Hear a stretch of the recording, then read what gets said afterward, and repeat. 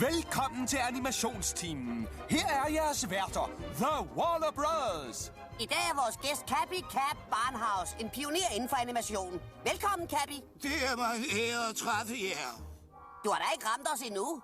Hvad siger du? Glem det. Cappy, du har arbejdet i Warner Bros-studierne lige siden begyndelsen, ikke? Jo, jeg startede hos Warner Brothers dengang, hvor det eneste, vi lavede, var teater. Vi gik så i gang med at lave tegnefilm, når folk ikke købte vores teater. Lad mig se, at det var tilbage i 19... Nå, det kan jeg ikke huske, men det var dengang, hvor vi lavede teater.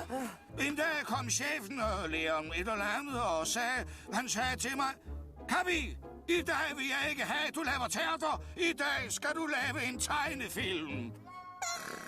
Nå, så Rudy Heising og Hugh Hammond og Fred til mig og en eller anden gut, der læsbede dannede team. Og så lavede vi vores første tegnefilm, som hed Bio og Henning, ja. Dem lavede vi et par stykker af, ja.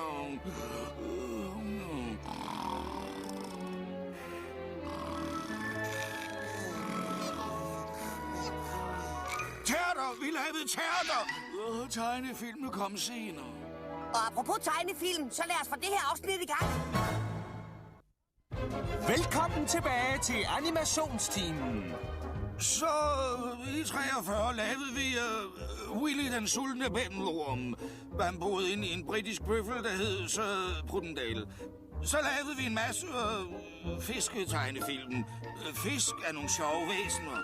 Vi lavede Tommy Thunfisk, Allan Apperhår og Richard den overvenlige rødspætte. Men fiskemunde er svære at tegne. Jeg har set folk skrige, når de har set en dårligt tegnet fiskemund, fordi de tror, det er et monster. Men det er bare en fiskemund. Munde er vigtige. Man kan ikke tale uden en mund. Jo, det kan man godt, men så vil det lyde som... Velkommen tilbage til animationsteamen. I 1954 fik jeg en knyst, og så fik jeg en idé. Hvad nu, hvis en knyst kunne tale? Det var sådan, jeg fandt på Knysteknægten. Knysteknægten boede på en bondes tog. Nå, det tror jeg var en fejltagelse. Bønder jogger til de mindre lækre sager. Så i 57 lavede jeg Kikki den syge halvabe. Skal jeg fortælle jer lidt om den? Nå, okay. Kikki havde ikke nogen overkrop.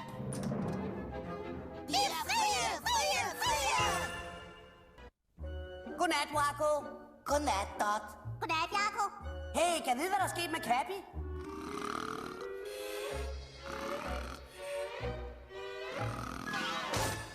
Teater! Vi lavede teater!